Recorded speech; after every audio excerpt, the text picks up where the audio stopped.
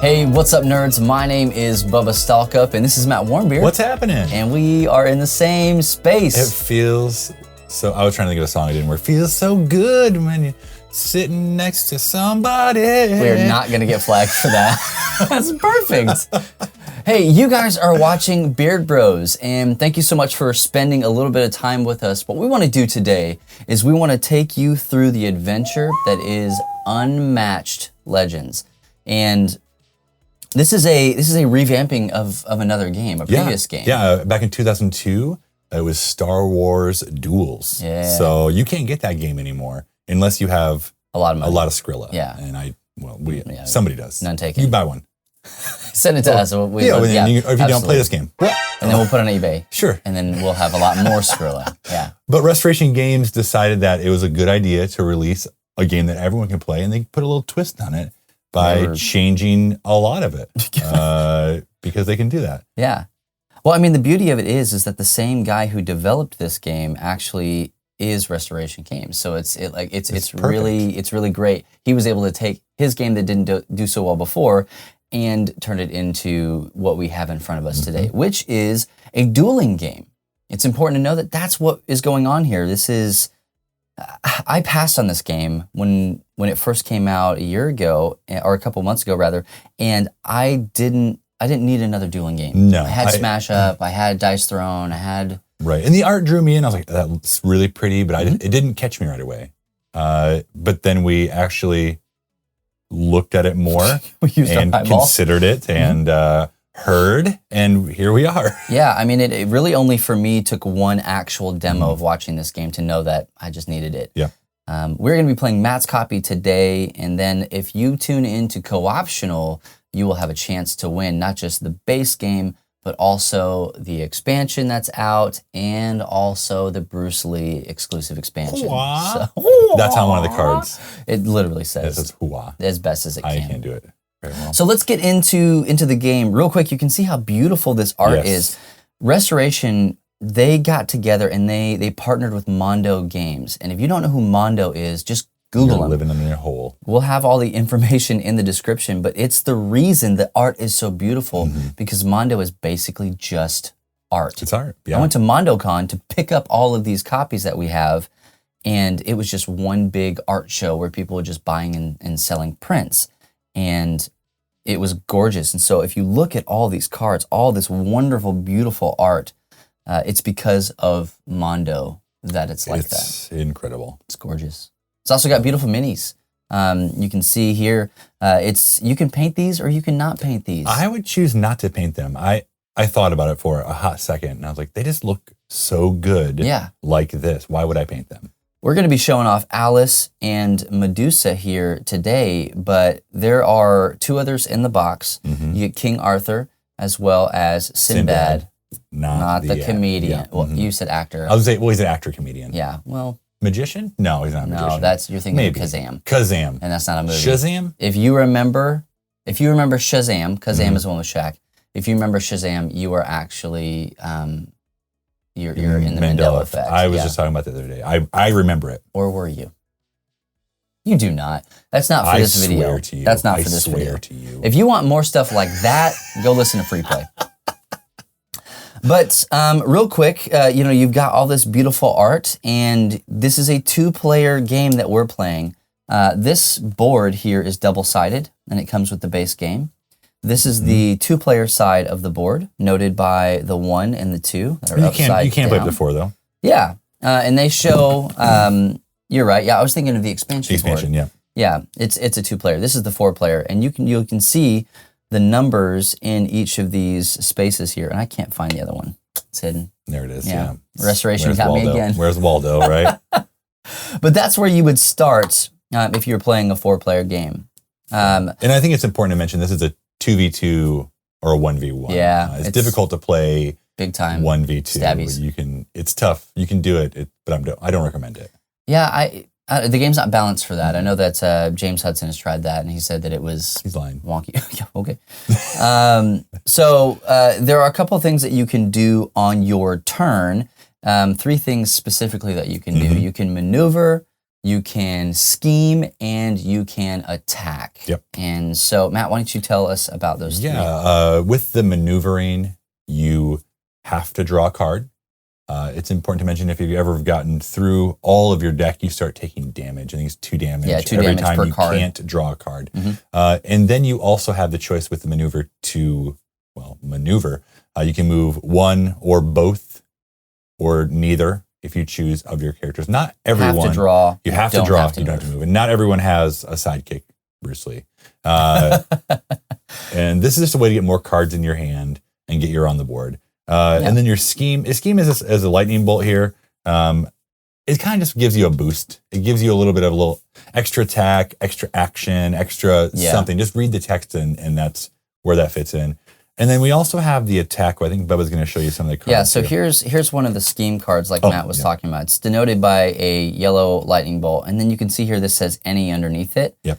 That means that any of your characters can use it. Okay, any of your fighters. And that's something I feel like people often miss in this game. It's not a hard rule to remember, a hard thing to read. Nah. It's just you don't look at it and then you're like, you can't do that. That says Medusa only and your harpies can't do it. Yeah, nice try. No, thank you. So you just use the flavor text down here and you do what it says when it says to do it. Right, and I what I love about like the scheme cards and honestly all the cards, and it's like they're very literal. You read them and then you do the thing. I don't think that I've had any game where I'm like, well, does that mean this or this? And when do I do that? It's like you do it before combat, you do it during combat, you do it after combat, or you do what the scheme says, which is great. I need a game like that. Oh, it's in my wheelhouse for sure. Yeah. And it's easy to teach and to clarify rules as well. Yep. Quick pickup. And so we also have the attack and defend cards here.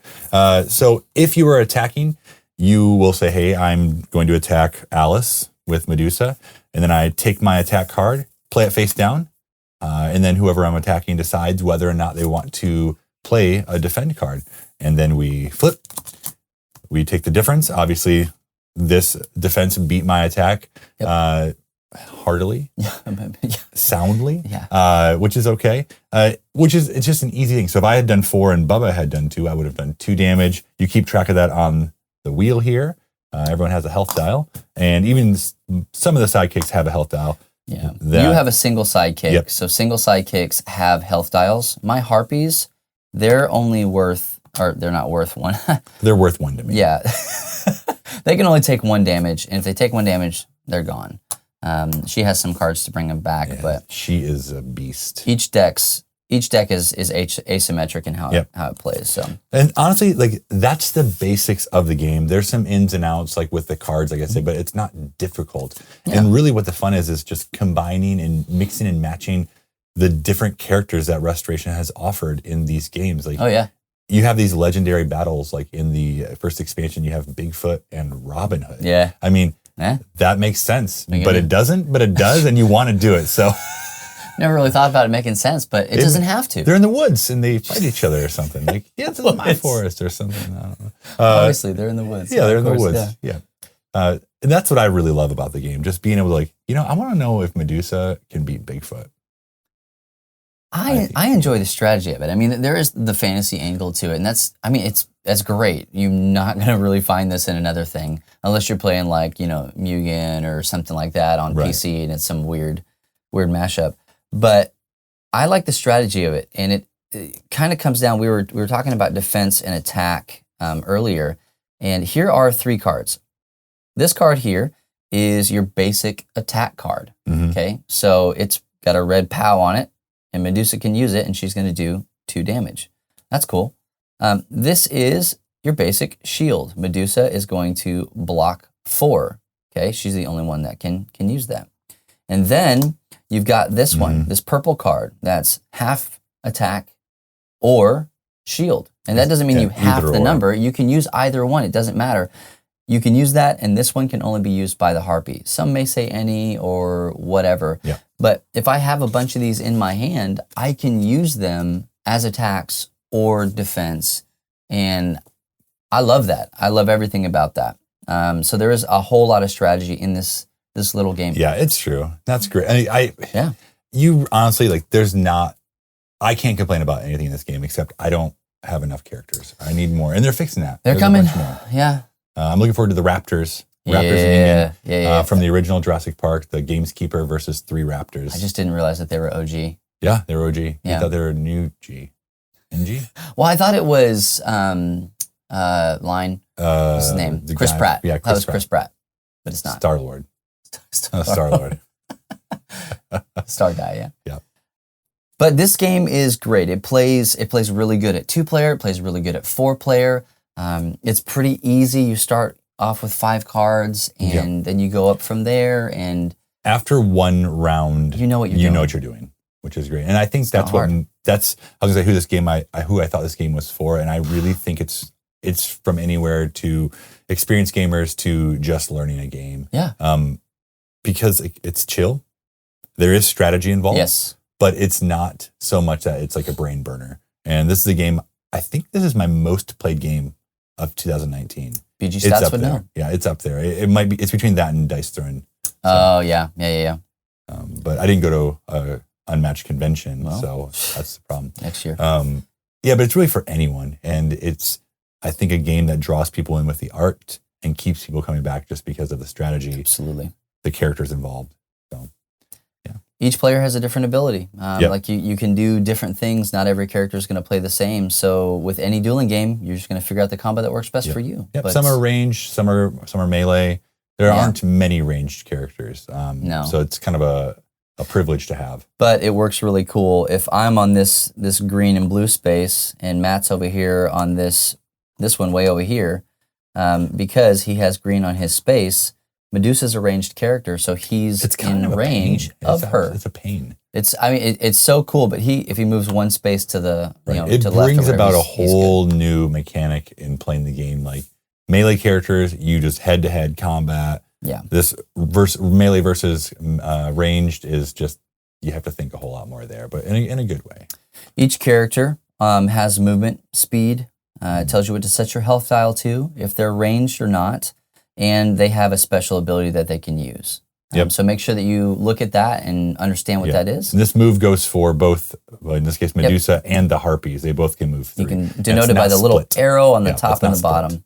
But there is a section down here for Harpies. So while Medusa is ranged, her Harpies are melee. And their starting health is just 3 of these little guys.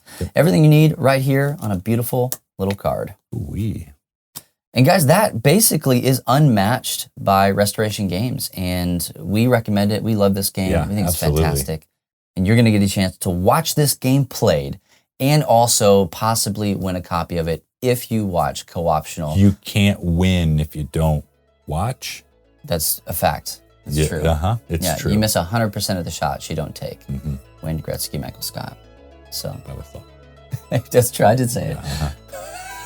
Well, hey guys, thanks for hanging out with us, and remember to watch Co-optional, and you can find this video and a whole bunch of other things that we have either in our Facebook group, just search Love Thy Nerd Community, or on our website at lovethynerd.com. Hey guys, we'll catch you next time for another episode of Beard Bros, and if nobody else tells you this, remember it's true. Jesus loves you, nerds.